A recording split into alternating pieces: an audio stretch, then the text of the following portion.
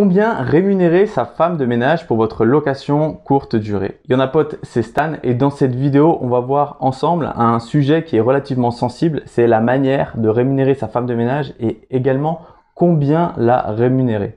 C'est vrai que quand on va contacter une société de ménage ou quand on va faire appel à un particulier sur Le Bon Coin, on hésite toujours un petit peu à donner son tarif maximum ou à donner le prix qu'on aimerait bien payer pour la réalisation du ménage. Donc d'abord, il est important de savoir qu'est-ce que va réaliser la femme de ménage. Pour une location courte durée automatisée, la femme de ménage, elle va faire le ménage, elle va changer le linge et elle va préparer l'appartement, donc vérifier qu'il y ait bien du shampoing, des douches, un peu de café, un peu de thé et que l'appartement soit prêt pour que le voyageur, quand il arrive, il n'ait plus qu'à poser ses bagages. On va parler de 3 types de rémunération. La première, et je ne vous conseille pas de faire comme ça, mais c'est celle qui vous coûtera le moins cher, c'est de passer de la main à la main. Généralement, quand vous allez payer directement un particulier pour donc un ménage et la tenue du linge, il faut compter entre 12 à 16 euros par rotation. Et c'est important de dire par rotation, c'est-à-dire s'il s'agit d'un studio ou d'un T2, vous devez toujours payer par rotation parce que le voyageur, lui, va payer également par séjour. Donc en face d'un coût, vous aurez également une seule et même recette.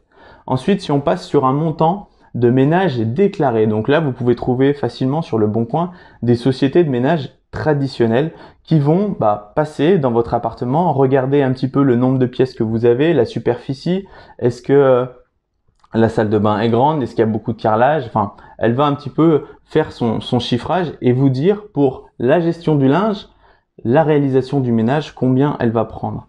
Généralement, donc moi je vous parle de prix sur Lyon et sur Villefranche, vous pouvez partir sur un montant de 19 à 23 euros, encore une fois, par rotation. Il est possible que si jamais le ménage ait lieu le dimanche ou pendant des jours fériés, il y a une petite majoration. Généralement, cette majoration, elle se situe entre 15 à 30% du prix de la rotation. Après, c'est quelque chose qui peut se négocier en disant, moi, on va travailler ensemble sur toute l'année. Peut-être que vous avez un appartement, peut-être que vous avez 2 appartements ou 3 appartements. Vous pouvez dire, j'aimerais qu'on travaille de manière fixe à la rotation, même si je comprends qu'effectivement, les jours fériés, c'est un peu plus dérangeant. Mais voilà, le but, c'est de travailler ensemble sur la durée. Ensuite, la troisième solution, c'est de passer par une conciergerie. Une conciergerie, c'est quoi? C'est une société qui va être spécialisée justement dans la gestion des appartements. Ils vont pouvoir à la fois réaliser des entrées, réaliser des sorties. Ils vont également superviser tout ce qui est ménage, linge de lit et la gestion, encore une fois, du shampoing, du thé et du café. C'est une prestation qui coûte plus cher. Sur Lyon, sur Villefranche, on va dire en région lyonnaise, et je pense que c'est à peu près pareil partout en France, il faut compter entre 35 à 45 euros par rotation. Encore une fois, ce prix-là, il faut qu'il soit répercuté sur le voyageur. Personnellement, ce que je fais, c'est que si jamais ça me coûte 23 euros, je vais prendre en général à peu près 25 ou 30 euros de frais de ménage.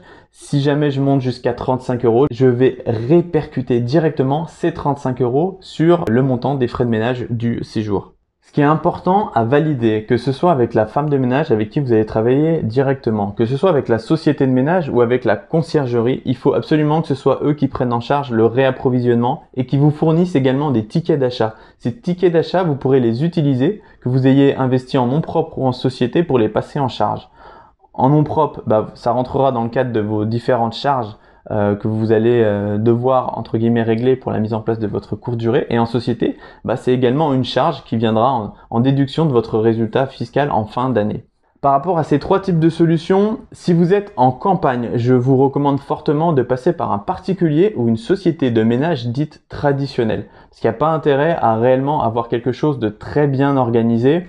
Les gens, si vous leur donnez des indications qui sont claires, nette et précise pour l'arrivée et la sortie, une femme de ménage standard suffira largement. Si vous êtes en agglomération et que vous voulez multiplier le nombre de vos investissements immobiliers, à ce moment-là, passer avec une conciergerie, c'est réellement reposant car c'est eux qui vont superviser à la fois l'arrivée des voyageurs, à la fois le ménage et à la fois la sortie. Quand il y a des problèmes relativement petits, ils pourront également les régler sans avoir forcément à vous contacter, donc vous serez plus serein dans la gestion de votre courte durée.